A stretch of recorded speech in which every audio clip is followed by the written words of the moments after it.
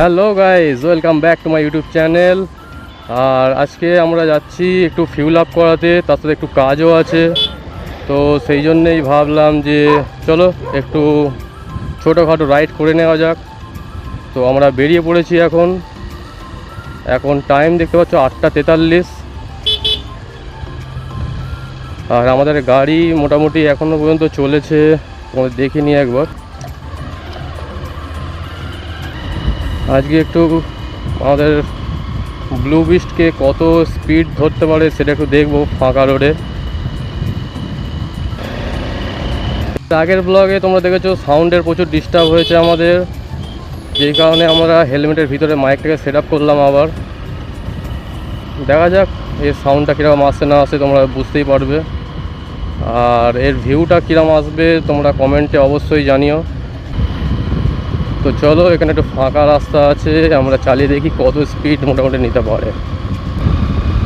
লাইটের ভিউটা দেখতে পাচ্ছ, এটা লো বিমে আছে, আর হাই বিম করলে লাইটটা এরকম আসছে।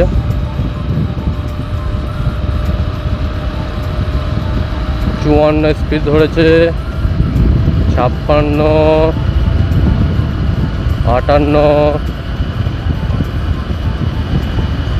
ও ভাই 62 স্পিড ধরে নিয়েছে অলরেডি, কিন্তু কোনো ভাইব্রেশন ফিল হচ্ছে না। 63। সো গাইস, তোমাদের মোটো ব্লগিং দেখতে কীরকম লাগছে না লাগছে এগুলো কমেন্টে অবশ্যই জানিও, তাতে আমাদের মোটিভেশান আরও আমরা নতুন নতুন ভিডিও বানাতে পারবো। আর তোমাদের সাথে একটা ছোট্ট ইনফরমেশান শেয়ার করে রাখি। গাড়ি মোটামুটি অ্যাভারেজ আমার যা মাইলেজ দিচ্ছে, এখনও ফার্স্ট সার্ভিসিং হয়নি আমার, 70+ মাইলেজ দেখাচ্ছে, যেটা মানে অনেক 125 সিসির বাইকে 70+ মাইলেজ মানে বিশাল ব্যাপার। লং রাইডে খেলা হবে, কোনো রকম পাওয়ার ল্যাগিংয়ের ফিল আমি তো পাচ্ছি না, একদম স্মুথ গাড়ি চলছে আমাদের। 50-60 আরামসে, কোনো মানে পাওয়ার ল্যাগ বা কিছু এরকম কোনো ফিল করছি না আমি। লং রাইডে খেলার জন্য একদম পারফেক্ট। এইরকম লোকও আছে যারা কোনো দিকে না তাকিয়ে রাস্তা পার হচ্ছে, তো আমাদের সাবধানে দাঁড়াতে হবে। লং রাইডে গেলে এইসব ভয়গুলো থাকে না, কারণ ওগুলো ভাই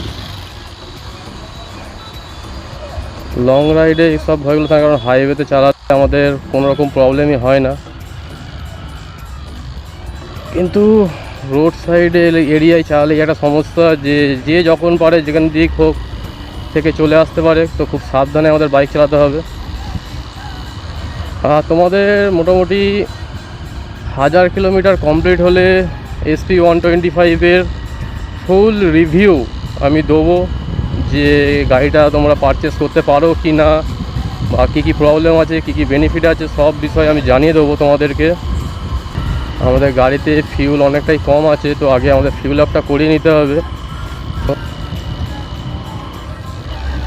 তোমরা বাইক চালালে অবশ্যই হেলমেটটা ইউজ করবে তোমার নিজের সেফটির জন্য, যে লং রাইডে গেলে খেলা হবে। আর কোনো রকম পাওয়ার ল্যাগিংয়ের তো ব্যাপার